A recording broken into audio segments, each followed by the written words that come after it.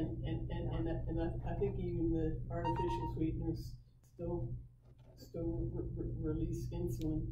It fools your gut into expecting sugar to be there and it's releasing insulin, but it also kills your good gut for it. You're absolutely right. Okay. That's everything. That's what I've read. That's exactly what I've read. So I do stevia because that's the only the only extract that I have from. That's what my mother-in-law, we all use stevia as sweeteners for coffee, and we do have regular sugar, but we don't. I only use a little bit, like a third of a pack, a little. Yeah. I use too much of it, but I have a sweet tooth, so. Oh yeah, I do too, and that's why I have to stay away from sugar because I'm so addicted to it. Yeah. That I'll get started back, and it'll be 3 months before I can go off the sugar again. Okay, so Chris has asked me to lead the meeting today, so he wanted to talk about endocrine disrupting chemicals in the body. And so we're going to walk through some things that he and I were talking about today. He found these websites that were pretty shocking as far as some of the things that are affected. You know about some of it, but just how far reaching these endocrine disrupting chemicals have come is pretty amazing. It's pretty much affecting everybody, and it's also affecting both males and females. You hear more about female issues, but we kind of made some connections today with males as well. It's pretty surprising. So. Well, low testosterone. So many men have exactly. Problems, that's the one thing we were talking about in particular today. So, so this is the first article that we found. The reason for early puberty in girls, and I mean some of these, obviously you've heard the thing if kids eat more like chicken from McDonald's, that type of thing, and they're filled with chemicals and antibiotics, and the girls are starting to go through puberty earlier. They're developing earlier. But some of this was quite interesting. So I wanted to go through this list here. If I can get it to. Do you know when the girls on average are starting? 10 to 14 for 10. Caucasian females. For African American females, they actually start as early as 9. So it's pretty amazing. I don't think psychologically that they're ready. No, they're definitely not. They're definitely not ready. I had a 9-year-old and an Head Start after school program that I ran on Long Island for a while, and she fully developed at 9 years old. Unbelievable. I had African American. Yeah, I had a girl in my elementary school. She had full-size female breasts in elementary school, like D cups. And I'm like, this is like, she was the only one, of course, because we're in elementary school. School. Yeah. Too. And then junior high started in 7th, and then you started seeing more girls. Yeah, of course. Yeah, when you hit the teenager years. But so, we did not know this, but when a woman takes birth control and they go to the restroom, the waste is not filtered out of the water system. The water treatment plants cannot filter those products out. So all that extra estrogen is in the water table. So when it comes into your home, everyone in your family, if they are drinking that water, are going to be affected by it. Especially if you just use tap water and you don't use filtered water, it's going to be even more. Right. So I filtered mine through my refrigerator. That's the only filter I have. Yeah. We have one on our refrigerator too, but I think with city water, it's almost worth it just to filter it again through like a Pure, those types of water Brita filters. or Yeah, whatever. Brita, whatever the brand is that you prefer. So a lot of the stuff you probably recognize, especially like plastic bottles, or where these endocrine disrupting chemicals are coming from. Flame retardants. So and not only that, with your drinks and plastic, you're actually drinking the plastic as well. Right. Yeah. That's what the BPA is in the plastic bottles, and that's why they're really pushing for people to start using the pure water filters. Sorry.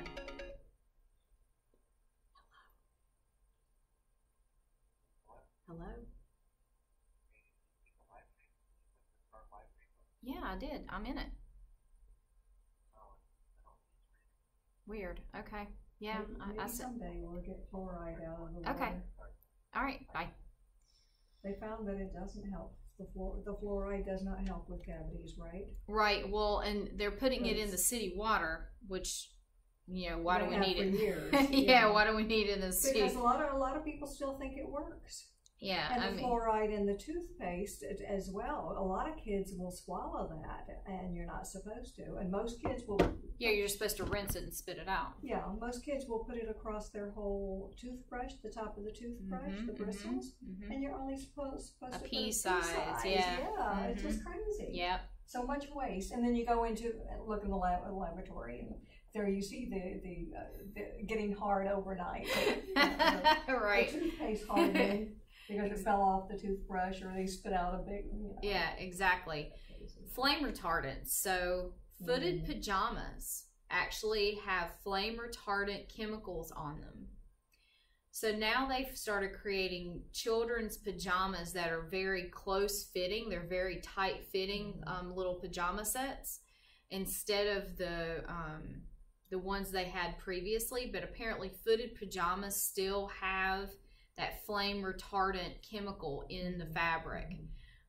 So which the baby absorbs. Yeah, exactly. Yeah. So we've actually been buying a lot of pajama sets for our 1-year-old that are just pants and a shirt, but they tight fit, so you don't have to worry about that flame retardant. But when he was first born, we had him in footy pajamas a lot because it was wintertime. It was colder, you know. That's baby clothes. Yeah, exactly.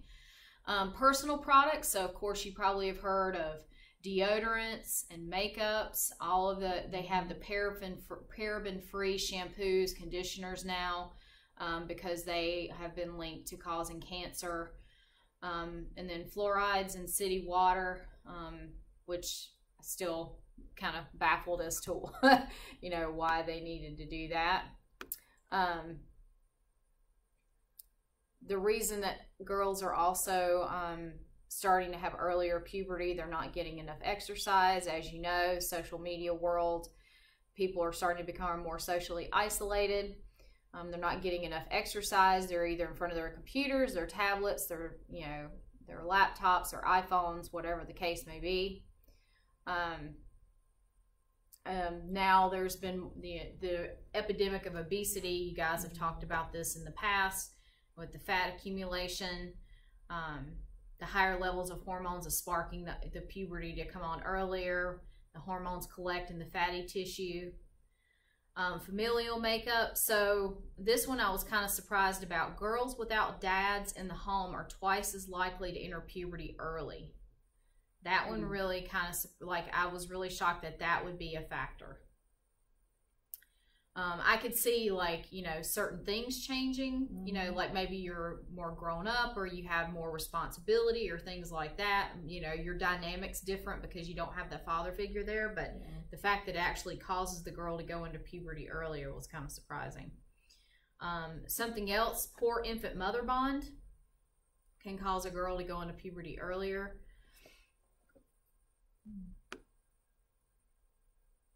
Stress, of course, that affects everything in life. I think sleep patterns being interrupted. Poor sleep decreases melatonin levels. Artificial lighting and screens after natural daylight impacts this greatly. So late night laptop, tablet, iPhone access, doing homework, things like that. And then, you know, kids are not getting outside as much if they're not active in sports. They're not outside as much. When we were kids, we were outside from sun up till sundown, basically. You know, as soon as we got home from school, we were outside. On the weekends, we barely came inside except to eat and go to bed. Yeah. definitely a huge change in vitamin D in these kids, which causes that as well. So the one that shocked me the most was the one not having the father in the home. It was kind of surprising. Heard that. Yeah. Heard that. Yeah, so it was kind of I surprising. know it affects my granddaughter, whose father hasn't been around since she was really little. Mm-hmm. She's got a stepdad in the house. Yeah. But And that could change her too if she has that father figure there, even though it's a stepfather. She's greatly depressed, and she is greatly overweight now.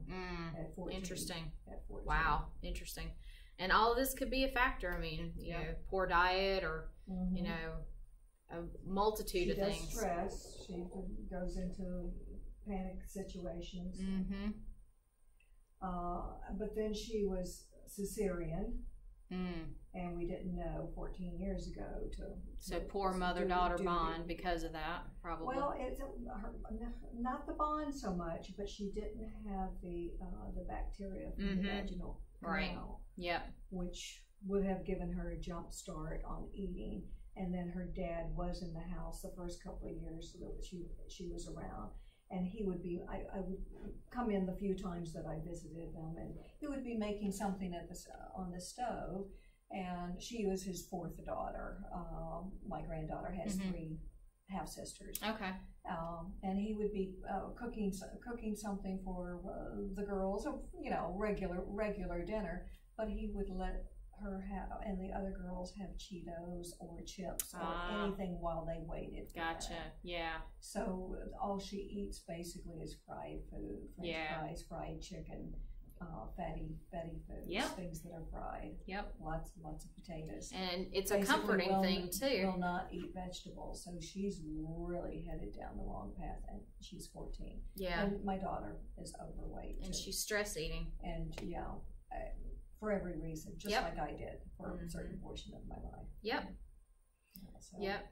And I'm sure you guys know that, you know, depending on what it is, especially like cheeses and really fatty foods, it's like a addictive chemical to the brain. It's about the equivalent of heroin, where it gives you that calming feelings like, I need this to be okay. The dopamine rush. Right, dopamine rush, right.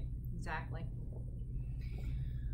Well, I think another thing that increases estrogen actually is sex. It's a positive feedback cycle. The more sex, the more there's hormones. But there's girls that haven't gone through puberty yet. They're probably not already having sex, but they might sort of be dating and kissing and getting. Possibly getting ready. Something valid with that, Yeah, I mean, the kids now in this day and age are definitely more aware of sex, and I mean, just talking to our daughter, she's very aware of things that I would have had no clue about when I was her age. I mean, even being in middle school, these are the kinds of topics that, you know, you're talking about transgender and homosexuality and things like that we didn't have a clue about in elementary, middle school, even in somewhat into high school. I mean, you heard some things about it, but in the 80s and, you know, early to late 80s, I mean, that's just stuff that wasn't talked about. So, and you know, we had one girl in our high school class that she actually got pregnant and had a child while we were in high school, and that was just like mind-blowing. She was the only one. There was one girl in our whole graduating class that happened to, and that was just blew our minds. And interestingly enough, she actually stayed with that guy for over 20 plus years. Like, she stayed with him. It's not. It wasn't just a, you know, high school thing. It was. That was a pretty serious relationship. But yeah, I mean, it was just unbelievable that would happen, because she actually had to come to school pregnant, and there was no way to cover it up when she got full term, and then she was gone, and then she had to come back, and so that was, to us, that was just shocking. So the stuff that they have to deal with nowadays is 10 times different. So I'm sure a lot of girls are getting younger and younger, are getting more exposed to, you know, things, talking about sex, or their friends are messing around, having sex, or beginning to, and so I'm sure it's affecting them tremendously. So the next article that Chris found today, it's called "It's Time to Learn from Frogs." So they did some testing on some frogs, salamanders, and other amphibians, and noticed in certain areas that this Lake Apopka got heavily polluted. These animals started sprouting extra legs. Some of the, in the Potomac watershed, bass transformed into intersex fish. They had female characteristics. That's the hormones that were being developed, right? Yep. And then the latest survey found that 80% of the male smallmouth bass were producing eggs. The male. Yeah, yeah. And then this is also, they're trying to connect the dots with evidence of increasing abnormalities among humans, especially in genital deformities amongst newborn boys, which I thought was kind of surprising. This goes back to, it's not just affecting the females so much, it's also affecting the males. So 7% of boys are now born with undescended testicles, even though it self-corrects. And then 1% of boys in the U.S. are now born with hypospadias, which is where the urethra exits the penis improperly. So that's kind of an unusual thing that you don't hear about. This is all new from these endocrine disrupting chemicals. So estrogens in the human urine. Also, again, here it references the birth control pill being passed through the sewage systems, and the water treatment plants can't filter it out, and therefore it's getting into home drinking water. And people probably still are discarding a lot of their drugs down the toilet. Yes, without realizing how harmful that is. Yep. And then there's no public service announcements. Do not put your drugs down. I wish they would periodically. Yeah, because I'm sure a lot of the medical facilities have, they should do something like a public service announcement where they would do that with people that wanted to, they would have offenders bring in their guns and turn in their guns and things like that, and their ammo. Use batteries and chemicals. Exactly, around the right. house, Stuff to get it off the streets and out of homes that are unnecessary. Used paint, that type of thing. Right. So they should do a public service announcement and do something similar where they collect pharmaceuticals, because so many people, even if it's just, you know, regular antibiotic or something, it could, you don't know what it could affect the water. I mean, it could affect tons of people and affect similar things like this. But yeah, just, it's amazing how much this has gotten into the water supply, and that it's affecting everybody. And now we're seeing it more and more in males.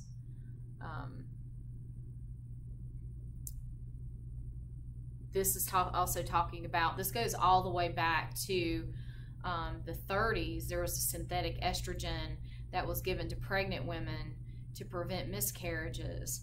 It actually was given for 40 years, over 40 years, caused abnormalities in the children. They seemed fine at birth, but then the girls later in life would have misshaped sexual organs and could potentially, they could have different types of cancers like ovarian and breast cancer and things like that. So that's pretty terrifying that for, you know, that many generations of girls. I mean, that's a huge time frame to have to deal with that, you know, potential, because of that one pill that was given to their mothers, they could potentially have cancer. That's just horrible. The other thing that this one talked about too is that there's evidence that humans and monkeys could develop endometriosis from exposure to these endocrine disruptors. And then we talked about the early puberty in girls, but endometriosis, I have had a lot of friends that have had to deal with it, mild to severe. I used to have it. I was so glad when I went through menopause. Yeah, and I mean, I've actually had girlfriends that had to have surgeries. It was so terrible they had to have it removed. So this, you know, all these chemicals could be a link to that as well. And then again, it talks about the obesity, which was in the other list there. This is interesting. Mice exposed in their mother's womb to even low doses of those endocrine disruptors. They appear normal at first, but then they develop excess abdominal fat as adults. So there's that obesity factor linked in. So these endocrine disruptors are an epidemic. Yep. Yeah. So just goes on to talk about more about obesity again. And then the EPA, they're trying to do more screenings on the endocrine disrupting chemicals. But again, they're so widely used in everyday life, from agriculture to industrial compounds, that literally everyone in society is exposed to these in some form or fashion. You could be hypervigilant to know that they exist, and you're still somehow, some way, you're going to get exposed to it no matter what. So it's pretty horrible. So just to give you the full definition, Chris found this on the World Health Organization site. So endocrine disrupting chemicals and potential EDCs are mostly man-made. They're found in various materials such as pesticides, metals, additives, or contaminants in food and personal care products. EDCs have been suspected to be associated with altered reproductive function in males and females, increased incidence of breast cancer, abnormal growth patterns, and neurodevelopmental delays in children, as well as changes in immune function. Human exposure to EDCs occurs via ingestion of food, dust, and water, via inhalation of gases and particles in the air, and through the skin. EDCs can also be transferred from pregnant women to the developing fetus or child through the placenta and breast milk. Pregnant mothers and children are the most vulnerable populations to be affected by developmental exposures, and the effect of exposures to EDCs may not become evident until later in life. Research also shows that it may increase the susceptibility to non-communicable diseases, which I thought was interesting. They don't say which ones, but I thought that, because I asked the question when Chris read that to me, I was like, which ones are they mentioning? He said they don't specify, but that I thought was pretty shocking. In response to these concerns, the World Health Organization published several publications, including the latest information on the subject in the State of the Science of Endocrine Disrupting Chemicals. So they basically, there was little evidence to show that humans had effects from the endocrine disrupting chemicals, and so they did additional testing that were more thorough, and that's where they started to find that this is way more connected than they ever thought. They had definite concrete evidence in animals, but they weren't getting as much evidence from humans. So when they started doing the testing on people, they started to realize this is way more serious, and it truly is similar to an epidemic on just, it affects everything. I mean, the dust, the gases, I mean, you literally can't get away from them no matter what you do in life, because you're exposed to it in every day. You go down the road, you pass a construction site, you come home, you drink your water. It's just pervasive. Yeah. Well, if it changes the guys physically, reproductively, I wonder, does it not change them psychologically and create more gay guys? I don't see why it wouldn't do that too. That's exactly what we were talking about today. Okay. That is exactly why what are the gays just so prolific? Well, just the fact that you've got more metrosexual men, you've got more guys with feminine features. It's because of the low testosterone, the higher estrogen levels, and they're being exposed to it on epidemic level proportions. So That's actually a question that Chris proposed today is this what's causing this rise in homosexuality, effeminate males, metrosexuals? Is it due to these endocrine?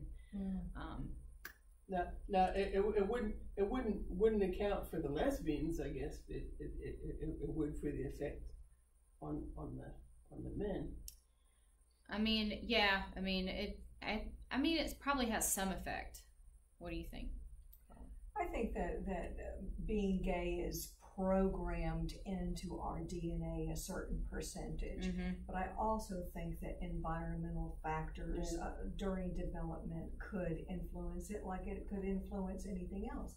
And what you said about the males as opposed to the females, don't know about the females. Could it lower their estrogen level and raise their testosterone, because you and I have testosterone in us, and make us more willing or attracted to the same sex?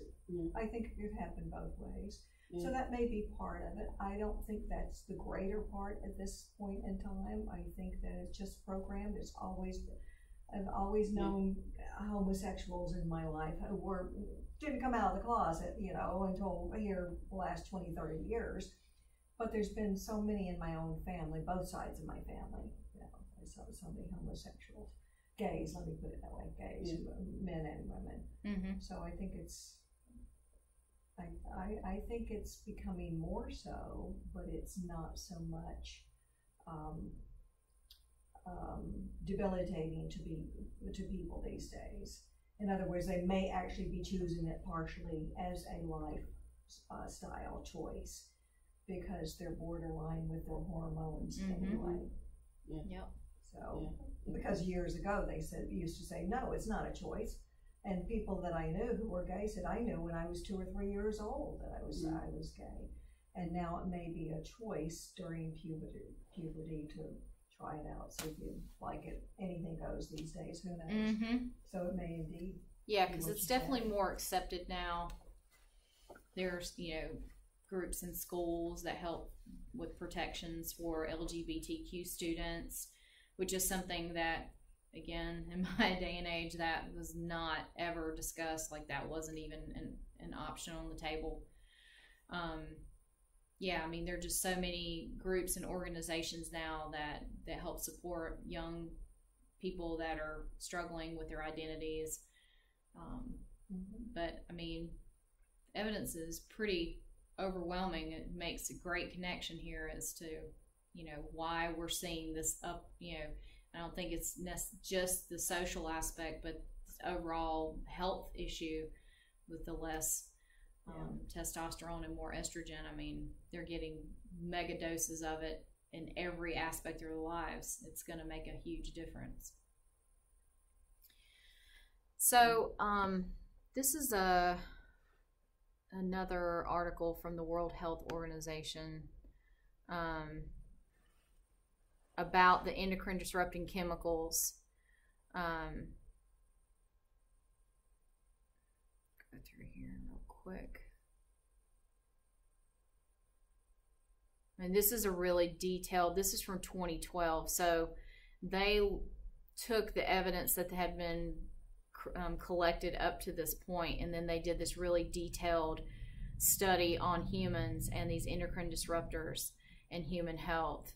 And again, you see here across the board for reproductive and endocrine areas that we're seeing more prevalence of breast, prostate cancers, endometriosis, infertility, diabetes, metabolic syndromes, early puberty, obesity. Again, just repeating the same things we just went over. Immune and autoimmune issues, susceptibility to infections. We have these superbugs now. Antibiotics are not touching. That could definitely be a reason why. Autoimmune diseases, I mean, you can see on TV, they're constantly promoting medications for psoriasis and IBS and all of these autoimmune disorders that are more prevalent in society now. Cardiopulmonary asthma, heart disease, and hypertension and strokes. brain and nervous system things, Alzheimer's, Parkinson's, and ADHD. I mean, you know that this ADHD, ADD issues are way more prevalent now than they were when I was in school. I had never even heard of ADD, except very rarely somebody saying that a child was on Ritalin, which was like the worst thing you could do, right? And learning disabilities. So it's pretty incredible. So this is a really good article if you get a chance. This is actually from the World Health Organization. So even though it's from 2012, it's a pretty good wake-up call, and I'm sure there's probably even more current research now on, you know, here again, reproductive problems across regions globally over the last few decades. Endocrine cancers, I mean, we're talking about endocrine disruptors here, so obviously that's going to be an issue for testicular cancers. Breast cancers have also increased. Decrease in human fertility rates. Obviously, with that high level of estrogen, the men are going to have less testosterone, which means they're going to produce, you know, less semen or faulty semen, and then less fertility. Notable rise in assistive reproductive services. I don't know if you have friends that have used IVF, but I've known quite a few of my coworkers in the past that have had to use IVF because they couldn't have children or adopt. And so yeah, so I've definitely seen that in my personal life with friends. And then, you know, since we're becoming more industrialized, we're pretty much exposed in every form or fashion with all these chemicals, and it's just everywhere. Animal studies, many of the chemicals interfere with their development of endocrine systems too, so that goes back to that whole frog article about development.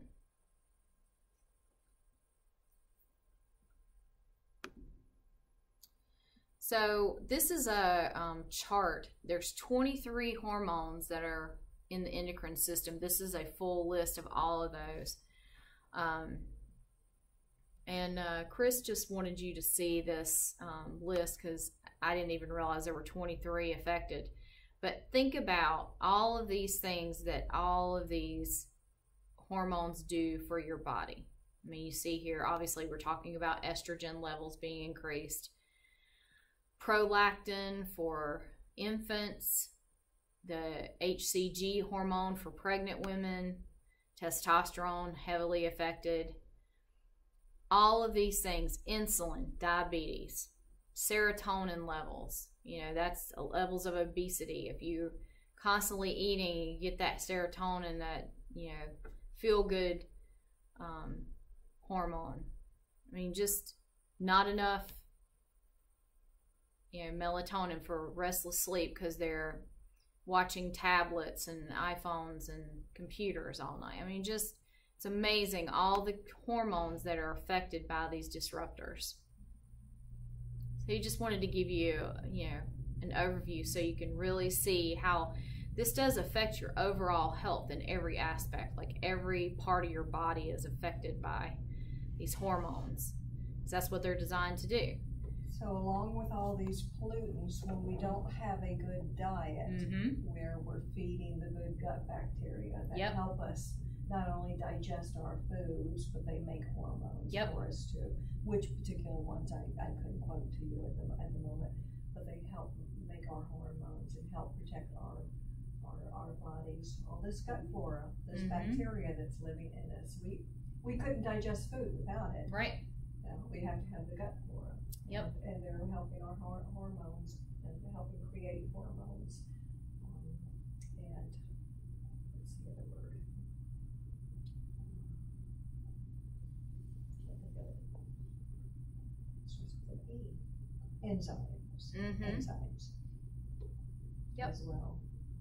So yeah, so that's what we're here for. That's right. To feed our guts properly. Feed our guts properly. That's right. Feed our guts properly, because the gut then reacts with the brain, and it's our immune system and all that. Between the brain and the gut, ward off diseases. So, what are some things that you think we should do in our personal lives to, I mean, we've talked about a few of them, but to help try to reduce our exposure to these endocrine disruptors and also boost that good, stomach flora with healthy eating? Like, what are some diet things and life things that you feel like we could do to reduce our exposure and try to minimize the damage as much as possible? I think a whole food diet is the best, with eliminating the starches from it. Although I did find out I do like white potatoes, baked potato and like white potatoes. I like them, but I'm not eating them right now, except once a month I'll buy a potato and I'll boil it up and put it in the refrigerator, because by refrigerating it overnight, it changes the starch that's in it to a resistant starch, and then I'll make potato salad out of it with squished avocado instead of mayonnaise. Sour cream or sour cream. Instead of sour cream or mayonnaise. Nice. Sometimes I use sour cream, but I'm kind of off dairy right now too. So squish up a little bit of avocado in it, put a little bit of pickles and the celery in it, and egg. Nice. Boiled egg. Yep. And the diced potato in it. And just one potato like this with all the other ingredients, believe it or not, makes with all the other ingredients 4 meals. Wow. 4 meals. You could serve a baked potato size. You could serve 4 servings with it when you add the celery. Yeah, make it really hearty. Yeah, that's a great idea. A little bit of bell pepper if you want, onion, fresh onion in it, all that. I like the dill pickle. And egg. I like hard boiled egg in my potato salad too. So 4 servings. Wow, that's great. That's basically and 4 lunches for you. And it feeds your good gut flora because it's the resistant. So anytime you have your vegetables that have fiber in it, that feeds your good gut flora. That's what they need to live off of, is the fiber. That's excellent. So which one are you looking at? Or all of them? I was wondering what peptide YY is, but it says it's something about weight loss. Peptide, is that for digestion? It says the original weight loss program. Peptide YY is produced in the small intestine and released into your bloodstream after you eat to decrease appetite and make you feel full. It's pretty amazing. There's all these hormones. Which the leptin does too. And the leptin reacts with your brain to signal that you had enough. Yep. It says it's your very own personal trainer. Ghrelin? Is that there? Yeah, it's number 22, I think. Oh, it's down further. Let's see. Ghrelin. Yep. That's what tells you you're hungry. Got a rumbling in your tummy. You can thank this hunger hormone made by the stomach. So they're working counter to each other. But you can't give leptin to people. If you give leptin trying to get them to stop eating because it kills the appetite, you weren't here the day that Chris showed the video of the fecal transplant. Yeah. Oh, you were here? Yeah. They were talking about the leptin on that one, but didn't go into any great detail. So I looked it up after that meeting that we had. And the leptin you can't give to counterbalance to make you not hungry when you are hungry, because once you reach that certain point, it ends up doing just the opposite. It's like a teeter-totter. You give too much, and it's going to make you hungry. Oh, okay, gotcha. So that's why they were alluding to giving leptin, and they also did something else. Well, they did the fecal transplant on that one. Yeah. Had you ever heard of that before, the fecal transplant? Nope. Well, Never heard of that. I just hadn't heard that it could affect how much weight you gain. Yeah. According to who you get it from, what their flora is. Yeah. Well, you shouldn't be given it from, Steve is here, Steve. Rast. Mm-hmm. Yeah, he's coming in now. Okay. He just pulled up. You shouldn't be given it from a person who's overweight. You want to take a very thin person whose body mass index is around 20 or below, they were saying on that show. Hey, Steve, you take it from a very thin person, because then that thin person has the right kind of bacteria to be able to give you the right kind, so that you won't get fat on it. Yeah. But I mean, the reason they were doing that fecal transplant was because the person had C. diff, I think. So that's all they were concerned about, and they were ignorant of what the other what effects. else? So the other side effect. So and then we saw a picture of the daughter, and the daughter was overweight. So it was forcing the mom then to want to eat, didn't have the right kind of bacteria. So what is the fecal transplant? Is that what you guys were saying? Fecal transplant, Why did they do this again? To give you good gut flora. It's like doing a prebiotic, giving you the bacteria, feeding. Well, you're actually putting bacteria in a person that doesn't have a good set of bacteria. Okay. And this daughter had donated some of hers to the mother. Wow. To fight off C. diff bacteria that the mother had, not realizing that being overweight, her bacteria wasn't necessarily good for her mother as far as weight gain. Gotcha. So. Gotcha. Interesting. Yeah. Steve was there on that one. Yeah. That was interesting. Well, I had to see it, but I didn't have to have a transplant. Yeah, no, my mother had C. diff. And me. it's really crazy. Sounds terrible. I mean, the whole lining of your stomach, with the mucus lining comes out in your feces along with blood and all sorts of stuff. Oh my goodness. And it ruins your insides if you don't catch it, and people die from it. A lot of people die from it. Yeah, especially elderly. That's really what took out my mother-in-law. She got it, and then they left her on a medicine, the stomach medicine, too long that paralyzed her face, and she couldn't talk anymore.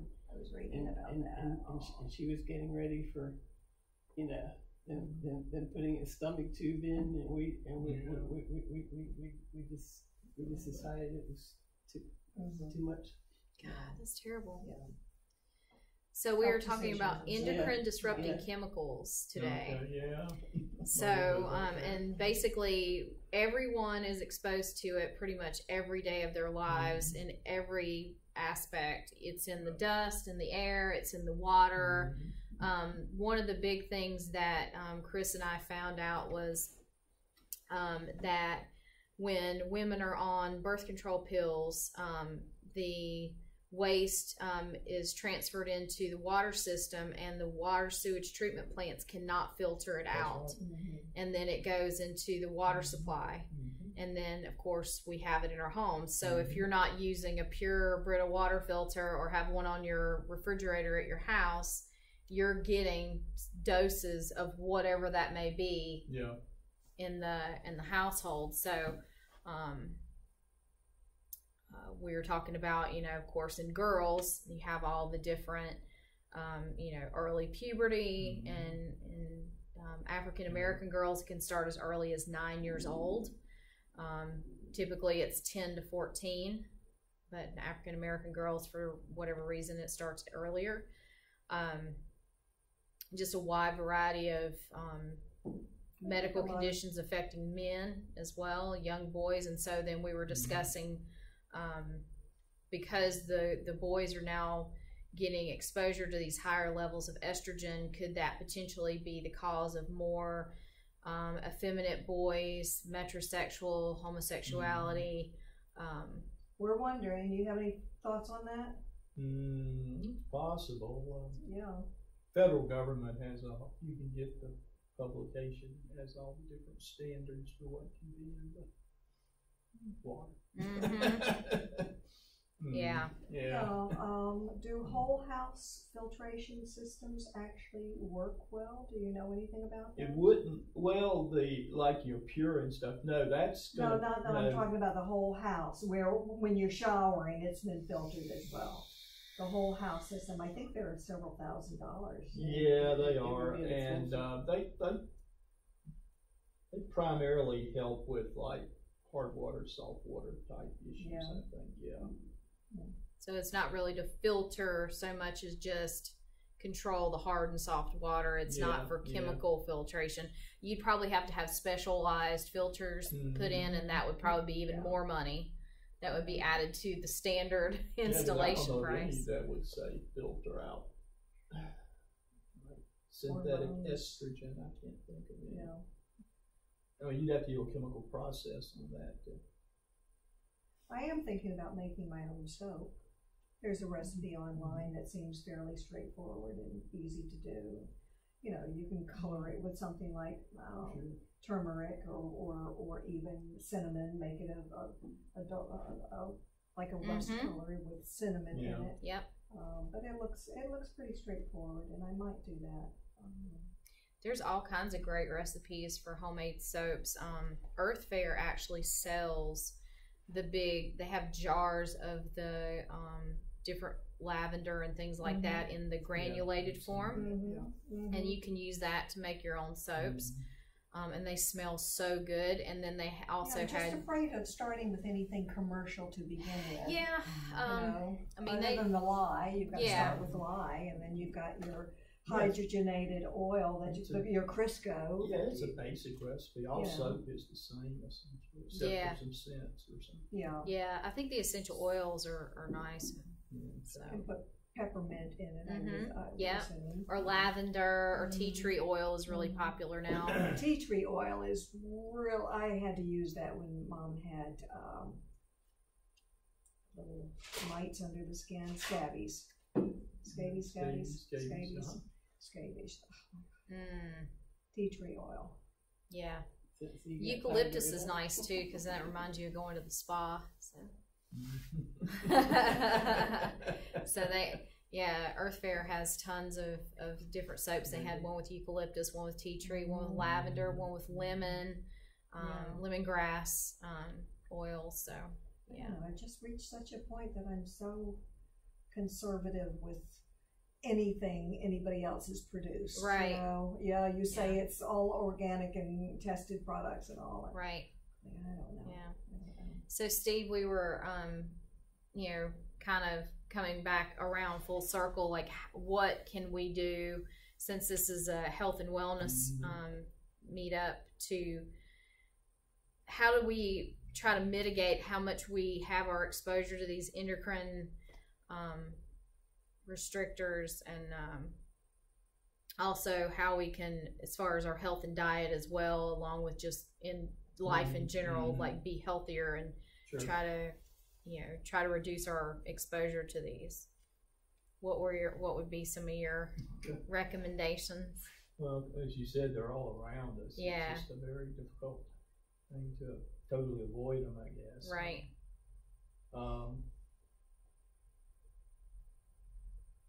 I mean, a filter will get metals, heavy metals, and things like that out of the water. It's a chelating process, essentially. Those are, but chelating. You could actually chelate your own body with certain things, such as cilantro.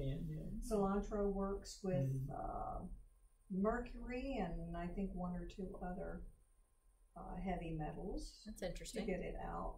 But doctors are chelating, taking the heavy metals out of children now who have had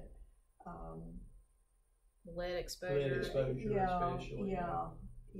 Lead exposure and different exposures. That's great. So problem is the kids get sicker for a while because it's getting out of their where system. It was stored, and it's being processed through their system to get rid of it. So they get sicker for a little while before they get better. Yeah, but that Flint, Michigan fiasco really pissed the hell out of me. And let me tell you, Obama did not do himself any good going there and saying, hey, can I have a glass of water? And having them bring him a glass of water, you know, that was probably in behind the scenes, poured from a bottle, and taking it to his mouth like this. He didn't sip any of that from that bottle. And so, and just promoting that it was cleaned up when it wasn't. Oh, that's I liked Obama for a number of reasons, but a few reasons. He really let the country down. He really let the country down. And he let Flint, Michigan down, man. That would definitely be a place that would need major overhaul of everything. Because, I mean, you think about all the homes that were affected, and then the water was infiltrated into probably the livestock areas, the, you know, where they wash the animals with that water and things like that. And the runoff is even worse, and it's just like this domino effect of problems there. Yeah, should never have happened. Yep. So, anything else? Lead is just so dangerous. Yep. Oh, I keep my cell phone out of my bedroom at night. You know, when I'm going in, I'll watch TV for a while, sleepy or whatever. But past 10 o'clock, it's in the other room. And that's a great idea. It's charging for the night. A lot. But I do have a home phone, so if anybody had to get me, they could get me. Oh, that's good. Yeah, I've heard a lot of people talk about, you know, limiting phone and tablet, computer, telephone usage because of the blue lights, like triggering the brain and keeping you more active, and you need to wind down and let your mind settle. We can get rid of a lot of the aerosol products that we use in the home, especially even deodorizers. You know, if you need a bathroom deodorizer, hold your nose while you spray it, close the door, and then let it settle. Don't breathe it in. Yeah. I mean, it's better to get a molecule or whatever in your nose of the odor that's naturally there than to get one of these aerosol cans that we don't know what chemicals are in it. Right. Even if it lists the chemicals, we don't know the harm it's going to do. Yeah. And I can tell it's doing harm because my dog will pass just a minute or two later. He'll pass the bathroom and start sneezing like crazy. Really? Wow. It really affects it. I mean, they've got such keen... Yeah, they're sensitive sinuses. They're so sensitive to the smell. Wendy, what about you? Anything you can think of that either diet-wise or lifestyle-wise that we could do to try to help mitigate or control how much we're exposed to these endocrine disruptors? Well, it probably help if I didn't drink water out of here so much. Yeah, the plastic bottles are definitely a good one. It's very convenient. I like being able to take something with me that I'm not going to worry about it if I leave it behind. Exactly, and you can refill it too. So even though I do that whenever I do have to buy it, especially the ones that are really nice and hard. Yeah, they're sturdy. The softer really big ones with the pop top lids or whatever. Yeah. I keep reusing them, but that I started doing more when I was a Girl Scout leader. Yeah, 7 years ago. Yep. Yeah, at our office, we actually all got reusable tumblers. So nobody unless they're visiting, they'll use like paper cups for coffee. But we don't have styrofoam in the office anymore. In fact, we don't have any styrofoam products at all in the office. They've completely eliminated all of that. And so everybody either brings in their own coffee mug, or they have the tumbler that the company gave them, or they have paper, so it's recycled. So you don't have to worry about that. We still have plastic bottles in the machines for water, but you know. I think one of the things a lot of people do is they'll have something in a plastic container in the refrigerator. Yeah. Pop it right into the microwave without thinking. They may be reducing by microwaving that plastic to where some of the plastic chemicals leach into the foods that they're reheating. We've tried to eliminate all of our plastics. We've been using glass bowls. Even though the lid is plastic, we usually take that off, cover it with a paper towel, and heat stuff up in the microwave so you have glass casserole dishes, glass bowls. Yeah, we got rid of all of our Rubbermaid containers. Don't use microwave popcorn. You can pop in the microwave with regular popcorn in a glass bowl with a little bit of oil. I use coconut oil, just a teaspoon and a half of coconut oil.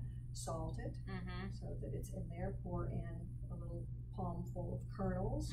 Cover it with a paper towel. Put a rubber band, a stretchy rubber band over the paper towel, and let it pop for. It takes about 3 minutes in my microwave. Sounds great. Big pot. Yum. And then butter. Loves butter. But I only treat myself once a month. Oh, the butter I'm not afraid of. As a matter of fact, for the last couple of days, I felt that I needed more fat in my diet. You know, I'm doing more of the keto diet, which is low carbs and more fat and a reasonable amount of protein. But I have wanted something sweet, so instead of going to a piece of cake or a cookie, I would take a tablespoon of butter and squish it with a fork, and then I'm adding my sunflower seeds to it, some dried cranberries, and I had some of the tops from the carrots, the green from the top of the carrot that I just cut up very fine. And mixed that and left it hard, left the butter hard, and just had little balls of it to eat, you know, squish it around it. And it's like having a dessert without the flour in it, without the sugar in it, no dairy other than the butter itself. Right. I kept saying I was going to make ghee out of the butter and melt it down and make just ghee and get the protein out of it, so I wouldn't have a reaction to it. But people would look at me like I'm crazy, like, well, you're having butter and you're having nuts and you're having dried cranberries there and some green carrot tops for all the vitamin A in the carrot tops, and there may be C in it too, for all I know. And it was delicious, absolutely delicious. Now you can also do that with not cottage cheese, the blocks of cheese, white cheese. Like sharp New York cheddar? No, the soft.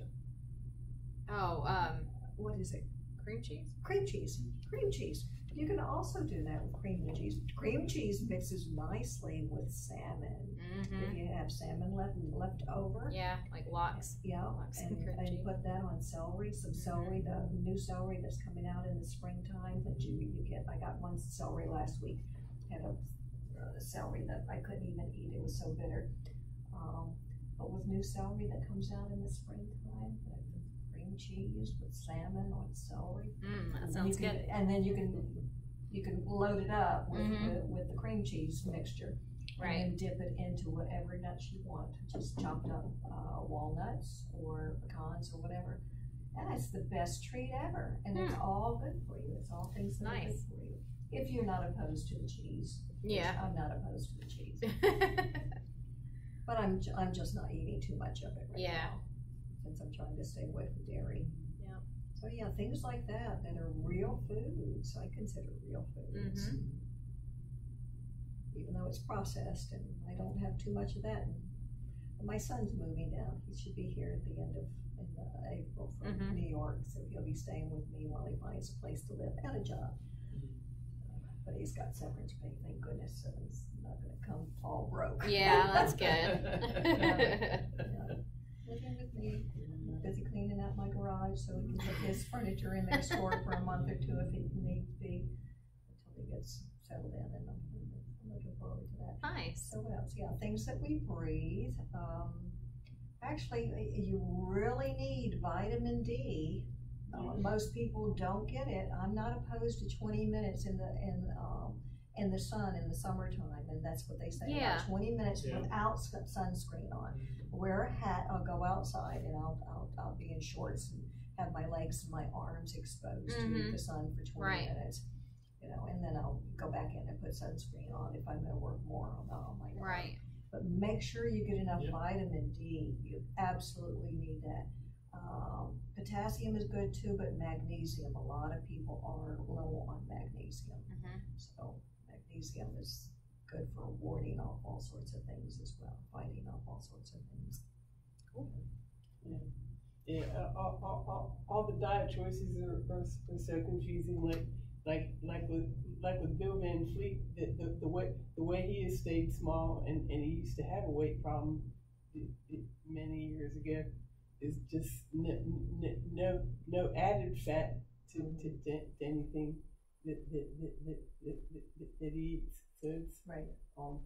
So it's his diet is so very limited, though. It's very limited. Well, if he has 12 to 15 things on his diet that he eats, it's just about the same every day. That would drive me crazy. Yeah, I think he feels like there's a lot of things he's kind of allergic or sensitive to. But he admits to having an autoimmune disease that he didn't say what, and I wouldn't. Is he vegan or vegetarian? No, he's not. No, he'll eat salmon, and I don't know what is the other animal product that he eats. Maybe chicken. Oh, chicken in the but see, he eats it in a can, and it's got all sorts of other things in it. I will eat tuna, light tuna from a can, because that has very low mercury in it. The albacore has a lot of mercury in it. I'll eat the light. I'm really surprised if he's got such sensitivities that he wouldn't be leaning more towards vegetarian or vegan diet. I've never seen him eat, so I don't know what he eats. But no, he never eats out. Yeah. Well, I mean, I've never even seen him bring food here to eat. So I've seen him with his tea. He has that power tea that he drinks, but he doesn't. He never does. Yeah. Never eats out. Steve, anything else you want to add? I don't think so.